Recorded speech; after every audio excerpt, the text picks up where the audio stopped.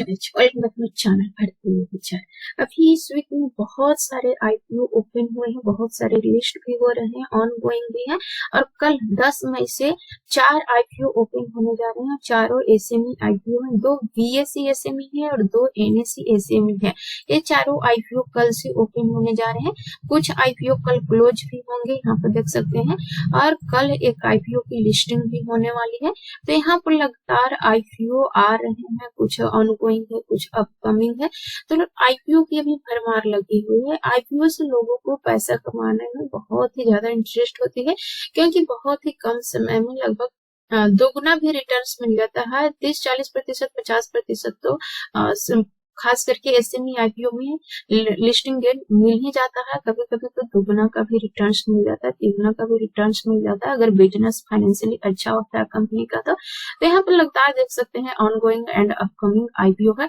कल से 10 मई से 4 आईपीओ ओपन होने जा रहे हैं। हम लोग एक एक आईपीओ पर बारी बारी से डिस्कशन करेंगे, किस आईपीओ में हमें अप्लाई करना चाहिए, कौन सा आईपीओ हमारे लिए बेस्ट है, जो हमें एक अच्छा रिटर्न बना करके दे सकता है। चलिए हम लोग देखते हैं Aztec fluids and machinery limited IPO, जिसकी ओपनिंग 10 मई फ्राइडे से होने जा रही है। इसमें हमें अप्लाई करनी है, नहीं करनी है, इसकी कितना लिस्टिंग गेन मिल सकती है, इसकी जीएमपी क्या चल रही है, अनलिस्टेड मार्केट में अपने निवेशकों को कितना बेनिफिट दे रही है, इसकी फाइनेंशियल परफॉर्मेंस कैसा है, इसकी बिजनेस प्लान क्या है, इन सारी टॉपिक को हम लोग इन डिटेल में डिस्कशन करने वाले हैं। फर्स्ट ऑफ ऑल, यदि आप मेरे चैनल को पहली बार विजिट करें, अभी तक आपने मेरे चैनल को सब्सक्राइब नहीं किया तो मेरे चैनल को सब्सक्राइब करें, एंड वीडियो पसंद आए तो लाइक शेयर जरूर करें। साथ ही साथ बेल नोटिफिकेशन को भी प्रेस करें, ताकि मैं जब भी वीडियो अपलोड करूं आईपीओ रिलेटेड, उसका नोटिफिकेशन आपको टाइम टू टाइम मिलता रहे। हम लोग सबसे पहले एजेटेक फ्लूइड्स एंड मशीनरी आईपीओ की इंपॉर्टेंट डेट जान लेते हैं। ये आईपीओ 10 से 14 मई के बीच में ओपन होगा, यानी कि ये 14 मई ट्यूसडे को क्लोज करेगा। इसकी अलॉटमेंट 15 मई वेडनेसडे को है, रिफंड डेट 16 मई थर्सडे को है, credit of share to demat account 16 मई थर्सडे को है, लिस्टिंग फ्राइडे 17 मई को है। इस आईपीओ की फेस वैल्यू 10 रुपए पर शेयर, प्राइस पॉइंट 63 से 67 रुपए पर शेयर, लॉट साइज 2000 शेयरों की है, and total issue size 24.12 crore की है, फ्रेश इशू 24.12 करोड़ की है। इसकी लिस्टिंग बीएसई एसएमई मर्ज प्लेटफॉर्म पर होगी। अब हम लोग इसमें देखते हैं, इस आईपीओ में रिटेल कैटेगरी में 35% का रिजर्वेशन है, क्वालिफाइड इंस्टीट्यूशनल बायर्स में 50% का, नॉन इंस्टीट्यूशनल बायर्स में 15% का कोटा रिजर्व किया गया है। रिटेल कैटेगरी में मिनिमम एंड मैक्सिमम इन्वेस्टमेंट की राशि 1,34,000 रुपए है। एचएनआई कैटेगरी में मिनिमम इन्वेस्टमेंट की राशि 2,64,000 रुपए है। अब हम लोग इसकी फाइनेंशियल परफॉर्मेंस देखते हैं, तो फाइनेंशियली काफी स्ट्रांग दिख रही है। 2021 में इसकी प्रॉफिट 246.28 करोड़ थी, और ईयर दर ईयर इसके प्रॉफिट में वृद्धि हमें देखने के लिए मिला है।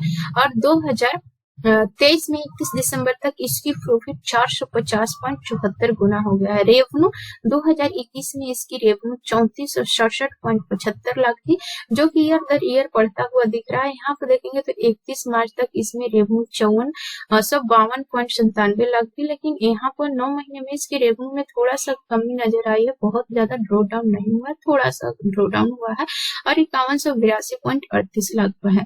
इसकी एसेट 2021 में 2112.81 लाख थी, जो ईयर दर ईयर बढ़ करके 2023 में 31 दिसंबर तक 4287 लाख हो गई है।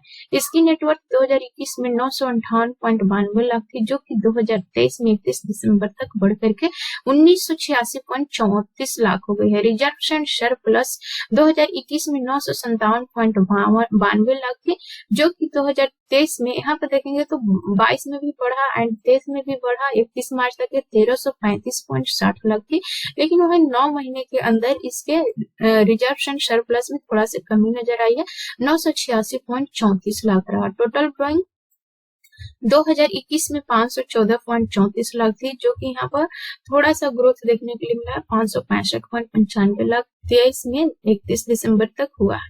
तो फाइनेंशियली ये ठीक है, प्रॉफिट, रेवेन्यू, एसेट, नेटवर्थ सब में ईयर दर ईयर ग्रोथ हुआ है।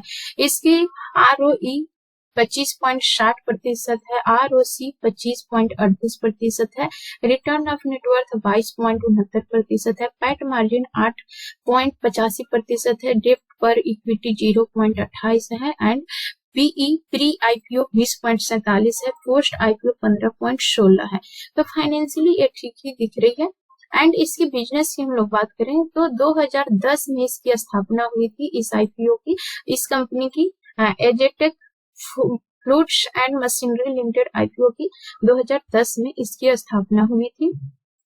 एजेटेक fluid and machinery limited coding and marketing solution provide कराती है। इसके पास जो क्लाइंट बेस है, किस कैटेगरी के क्लाइंट है यहाँ पर देखेंगे तो इसकी जो क्लाइंट बेस है पर्सनल केयर यानी व्यक्तिगत देखभाल, फूड एंड बेवरेज यानी कि खाने पीने की चीजें, pharmaceuticals, construction materials, cable, wire and pipes, metals, automotive and electronics, agrochemicals, chemical and petrochemical, ये सारी कैटेगरी के इन सारे उद्योगों में जितने भी उद्योगपतियां हैं, इन सारे बिजनेस में, उन सब को कोडिंग एंड मार्केटिंग सॉल्यूशन प्रदान करती है। इसके अलावा कंपनी और भी कई प्रोडक्ट इंक्लूड कर रखा है अपने पोर्टफोलियो में, जैसे कि printer such as printer inks and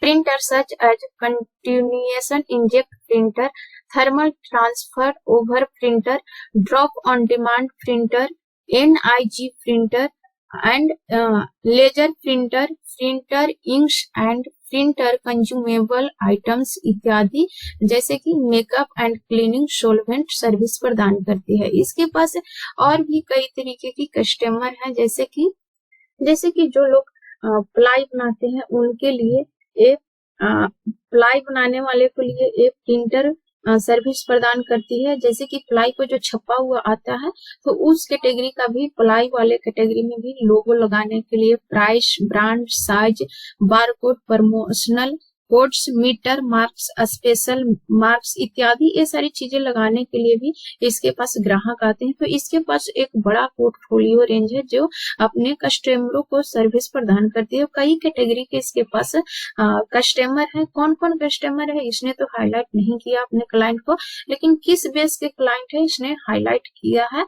and इसके पास कई अलग अलग तरीके के इसके पास कस्टमर है। कस्टमर बेस काफी अच्छा दिख रहा है। स्टील ट्यूब्स बनाने वाली company, aluminium panels, GI sheets, lamination, glass, PVC, plywood, woven, sack and boxes, plastic and packing materials इत्यादि, जो इन सारी चीज होती है खास करके स्टील ट्यूब वाले एंड प्लाईवुड बनाने वाले, इनके पास इस सेक्टर के बहुत सारे क्लाइंट हैं और इनको ये प्रिंट करने के लिए लोगो, ब्रांड लगाने के लिए ये सर्विस प्रदान करती है, बारकोड लगाने की सर्विस प्रदान करती है। तो इसके पास बिजनेस है जो काफी अच्छा दिख रही है। कई सेगमेंट में ये व्यापार करती है, कई सेगमेंट के इसके पास क्लाइंट है, तो बिजनेस बहुत ही अच्छा है। एंड इसके पास सिर्फ इंडिया में ही नहीं, अदर कंट्री में भी अपनी सर्विस प्रदान करती है, जैसे कि श्रीलंका, नेपाल, भूटान, बांग्लादेश, केन्या और नाइजीरिया में भी अपनी सर्विस प्रदान करती है। खास करके ये प्रिंटर्स जैसे कि DOD, NIG प्रिंटर को ये एक्सपोर्ट करती है, तो इसकी बिजनेस काफी अच्छा है। इंडिया से लेकर के बाहर देशों में भी फैला हुआ है, तो बिजनेस काफी अच्छा दिख रहा है। एंड इसके पास क्लाइंट बेस भी काफी अच्छा दिख रहा है। इसके पास 22 दिसंबर 2023 को इसने फ्लूडेक क्रॉप से पार्टनरशिप किया है, जिससे ये स्याही खरीदता है। और फ्लूडेक के पास कई तरीके की रंग बिरंग इसके पास स्याही होते हैं, जैसे कि red, black, yellow, white, green, pink and UV colour के इसके पास स्याही होते हैं। और इसने 22 दिसंबर 2023 को फ्लूटेक के साथ पार्टनरशिप की है और स्याही खरीदता है उससे। तो इसके पास पार्टनर भी है जिससे स्याही खरीदता है, खुद मैन्युफैक्चरिंग स्याही तो नहीं करता है, अपने पार्टनर से स्याही खरीदता है। फ्लूटेक इसका पार्टनर है जिससे स्याही खरीदता है और रंग बिरंग black, red, yellow, white, green, pink and UV colour की ये स्याही खरीदता है। और 6 नवंबर 2023 को इसने 6 नवंबर 2023 को इसने जेट इंक्स प्राइवेट लिमिटेड के साथ एक समझौता किया, जो चेन्नई में स्थापित कंपनी है। और ये इंक्स और उससे संबंधित प्रिंटर से संबंधित कई सारे प्रोडक्ट्स होते हैं उनका मैन्युफैक्चरिंग करती है। और ये लगभग 0.5% की हिस्सेदारी खरीदी है, जिसके बदले इसने 3 करोड़ रुपए दिए हैं।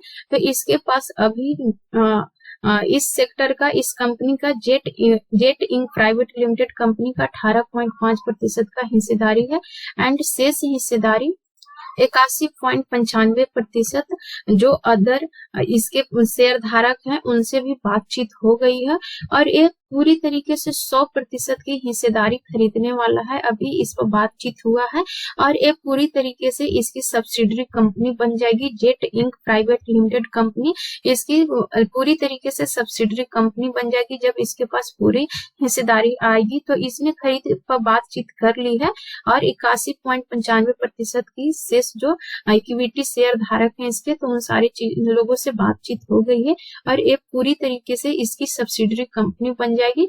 तो इसकी बिजनेस काफी अच्छा है एंड इससे जितने भी तरीके के इसके पार्टनर हो गए या फिर जो इससे अदर लोगों से मदद चाहिए उनसे पार्टनरशिप कर रही है या फिर उनकी सब्सिडरी खरीद रही है, उनकी इक्विटी शेयर खरीद करके अपनी पूरी तरीके से कंट्रोल में लेकर के अपनी सहायक कंपनी बनाने की पूरी कोशिश कर रही है। तो इसकी बिजनेस काफी अच्छा है, बिजनेस फैक्टर भी काफी अच्छा है और इसके पास कई तरीके की बिजनेस है, कई सेगमेंट में बिजनेस करता है और काफी अच्छा से बिजनेस को हैंडल कर रही है। इस सेगमेंट में सिर्फ इसका इकलौता कंपटीटर कंट्रोल प्रिंट लिमिटेड है जो इसका इकलौता कंपटीटर है और इसकी रिटर्न ऑफ नेटवर्थ 17.23% है, तो इससे कम ही है। तो बिजनेस काफी अच्छा दिख रहा है, फाइनेंशियली भी काफी अच्छा दिख रही है। अब हम लोग इसकी जीएमपी देखें तो जीएमपी इसकी आज के तारीख में 40 रुपए है, जो कि अनलिस्टेड मार्केट में अपने निवेशकों को 59.7% की बेनिफिट दे रही है, 107 पर ट्रेड करेगी। इसकी जीएमपी की ओपनिंग 25 रुपए पर हुई थी, धीरे धीरे बढ़ करके 40 रुपए पहुंच चुके हैं। लगातार इसकी जीएमपी में ग्रोथ देखने के लिए मिल रही है। कल से आईपीओ ओपन होने वाला है और अभी ही इसकी जीएमपी लगभग 60% पहुंच चुके हैं।